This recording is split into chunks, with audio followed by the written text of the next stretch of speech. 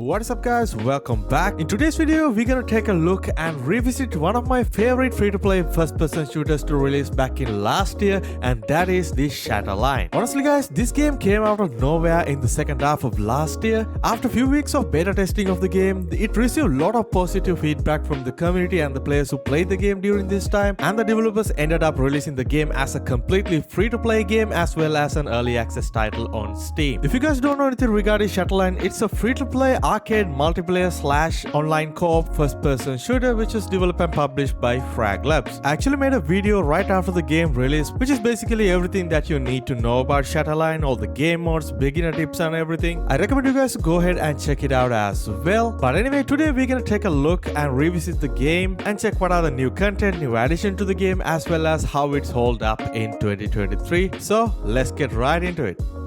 Alright guys, the game was released back in last September, so now we are in January 2023. The game is currently on its second season. So with the recent update, they added a bunch of new content to the game, including a brand new battle pass, new game modes, new in-game events, cosmetic items, as well as new maps especially for co-op mode. There are actually decent amount of new content in the game, but it seems like it's still difficult to keep the player base healthy because the player numbers are degrading very rapid pace in this game, which is actually kind of disappointing. So back in last September, the game has a lot of hype around as a free-to-play game, and at the launch, the game has more than 20,000 concurrent players, which is actually incredible for a free-to-play game. But right after a few months of the release of the game, right now the game has less than 1,000 concurrent players, which is more than 90% of the player base already left the game, which is not a surprise for any game, even for a bigger title like Call of Duty Modern Warfare 2. Same thing, so much hype around the launch, and right after a few months of release, the content is kind of dried up.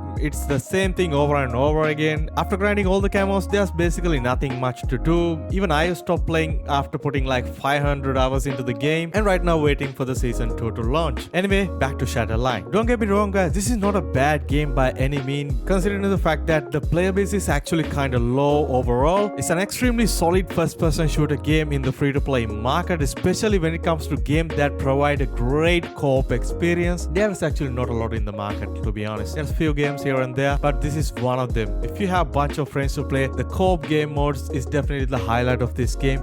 There are PvP game modes as well, like TDMs, dominations, capture the flag, and especially my favorite game mode, the escort. But 3-man co-op modes are definitely worth playing and definitely the highlight of this game. So considering the fact that the Shatterline is mainly a co-op game, so overall player base of this game is not going to be a concern anymore. But when it comes to online multiplayer, yes, definitely the player base is low, and it takes some time to get into matches, even though the servers are all around the world, which is really good. But the game has great mechanic when it comes to gunplay, movement, as well as decent graphics for 2023. So it's quite disappointing to see the multiplayer side of this game is kind of dying at the same time. One of the biggest complaints that I personally have with the game is the grind, and it is one of the reasons that I personally stopped playing the game after a few weeks of release, because especially for weapons, there are currently 5 tiers of weapons in the game, tier 1 to tier 5. So in order to move into the next tier of weapons to unlock more powerful weapons, you need millions and millions of XP, which is insane in my opinion. But even after that, you have to use in-game credits to unlock all the weapons that you need to unlock, and that costs a lot of in-game money as well. So if you're someone who play the game casually here and there like myself, there's no way you are gonna unlock all the powerful weapons and move into the tier 5. So basically you get in-game credits while you're playing the game and completing daily and weekly challenges, but those won't give you nearly enough in my opinion. But let's say if you collected enough credits to unlock your favorite weapons of a certain tier, and you played with it, unlock all the attachments to it, but you cannot put all the attachment into the gun because you need to use in-game currency to unlock the attachment slot 2 and 3, which make no sense in my opinion. I know especially as a free-to-play game, some games does have to have a decent amount of grind. I know some people actually enjoy this type of grind, but as a result of that, most of the casual player base is not going to stick with it and playing hours gameplay just to unlock a one gun and some attachment slot, which is insane in my opinion. But the good thing is that you cannot pay your way to unlock all these things. Purely you have to grind, so it's not pay to win by any means, which is really good for a free-to-play game. But overall the grind is way too hard for casual gamers like myself. So I hope they reduce the grind in some way in near future, because it's going to directly impact the player base, especially especially in multiplayer side of things. So hopefully they come up with some kind of a solution, and as for new players, the grind is gonna be somewhat easier in the future. Overall, the game is really solid. The devs have done a really good job in the last few months fixing all the bugs and also adding new content to the game. So hopefully they continue the good work that they've done so far. So if you are someone who never heard about this game or never played this game, I recommend you guys to try out the game. And also if you are someone who already played the game, and drop a comment down below whether you're still playing the game, did you quit the game already? Let us know your opinions down in the comment section, guys. So if you enjoyed this video so far, guys, please make sure to drop a like on this video and also hit the subscribe button and stay tuned for more content like this.